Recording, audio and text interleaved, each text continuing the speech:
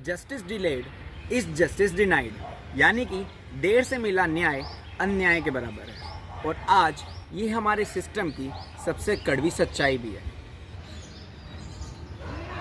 भारत की अदालतों में आज के टाइम पे 5 करोड़ से भी ज़्यादा केसेस पेंडिंग हैं और इसका सबसे बुरा असर ये होता है कि क्रिमिनल केसेस सालों साल खिंचते रहते हैं और मुजरिम सालों साल घूमते रहते हैं।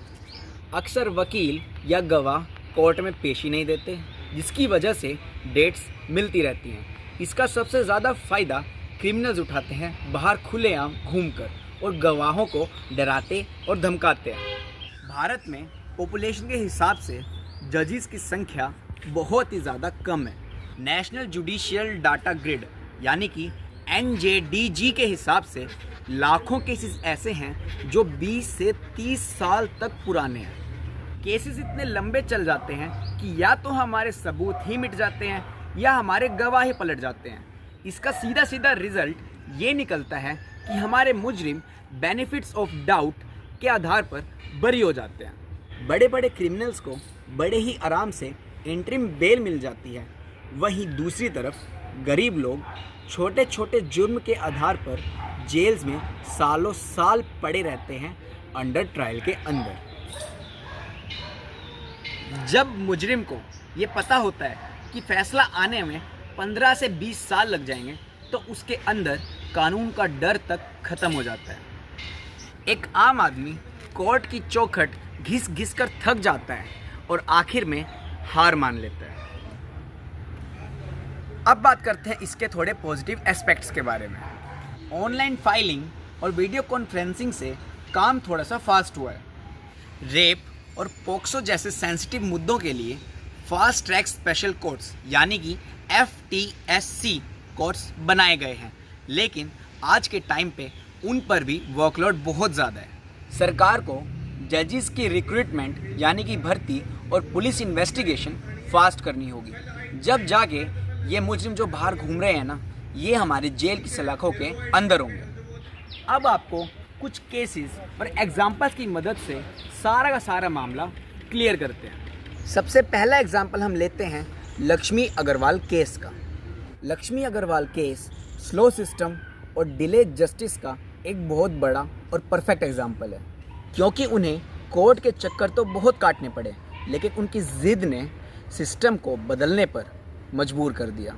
नए कानून की शुरुआत BNS सेक्शन 124 और 125 के अकॉर्डिंग पहले एसिड अटैकर्स पे कोई भी कानून नहीं था, लेकिन लक्ष्मी की लीगल फाइट की वजह से 2013 में IPC में नए सेक्शंस जोड़े गए।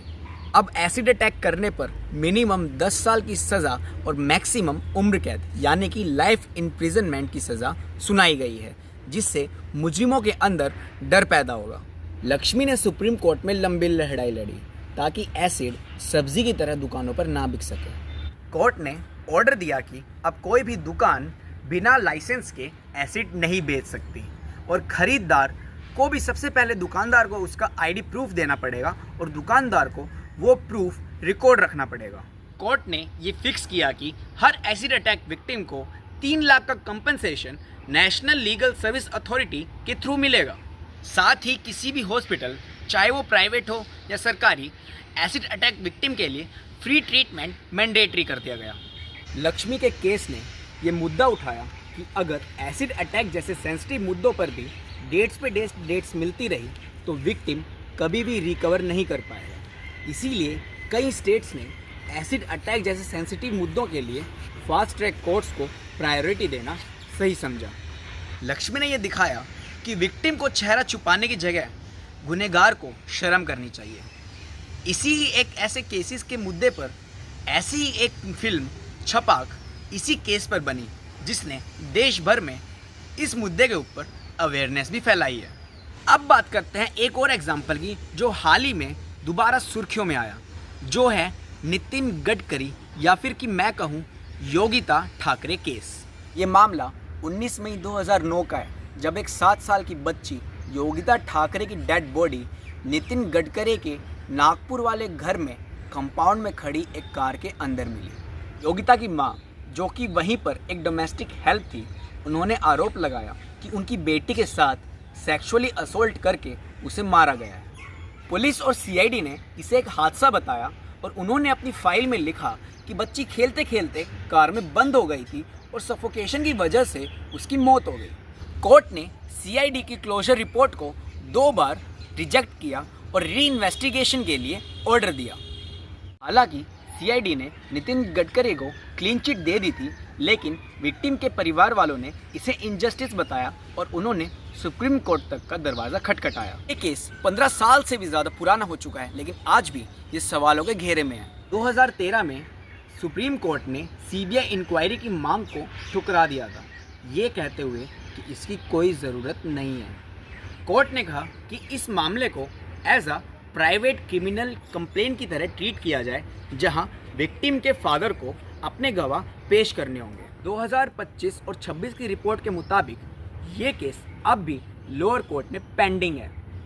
योगिता का परिवार आज भी जस्टिस के लिए लड़ रहा है। उनका कहना है कि बड़े लोगों की इन्वॉल्वमेंट की वजह से उन्हें न्याय नहीं मिल पा रहा है। नागपुर की लोअर कोर्ट ने इस केस को इतने सालों तक पेंडिंग रहने पर नाराज़गी जताई है। जुडिशियल सिस्टम पर प्रेशर पड़ा है कि पुराने केसेस, खासकर बच्चों के साथ क्राइम होने वाले केसेस को जल्दी से निपटाया जाए। कोर्ट ने इस केस पर दोबारा सुनवाई के निर्देश दिए हैं, जिसकी वजह से मीडिया का ध्यान दोबारा इस केस की तरफ पड़ गया है। चुनावों के दौरान महाराष्ट्र असेंबली इलेक्शन और लोकसभा 2024 में अपोजिशन वालों ने नितिन गडकरी को घेरने के लिए इस केस का मुद्दा दोबारा उठाया। अपोजिशन वालों ने सोशल मीडिया पर #जस्टिस फॉर योगिता जैसे कैंपेन चलाए ताकि अपोजिशन पार्टी वालों की इमेज को वोटर्स के बीच गिरा दिया जाए। नागपुर के एक एक्टिविस्ट विनीत महाजन ने इस केस पर सोशल मीडिया पर काफ़ी पोस्ट किया था, जिसके बाद पुलिस ने उन्हें गिरफ्तार कर लिया, जिस वजह से ये केस फ्रीडम ऑफ स्पीच या फिर जस्टिस फॉर योगिता ठाकरे के नाम से वायरल हो गया। लोगों ने ये सवाल उठाया कि क्या सच में इन्वेस्टिगेशन को दबाया गया था। आशा करता हूँ कि आपको मेरी ये वीडियो पसंद आई होगी। अगर पसंद आई हो तो प्लीज़ वीडियो को लाइक करना, शेयर करना, सब्सक्राइब करके जाना मेरे चैनल को, ताकि मेरे आने वाले वीडियोस आप लोगों तक बहुत जल्दी पहुँच सकें। तब तक के लिए जय हिंद।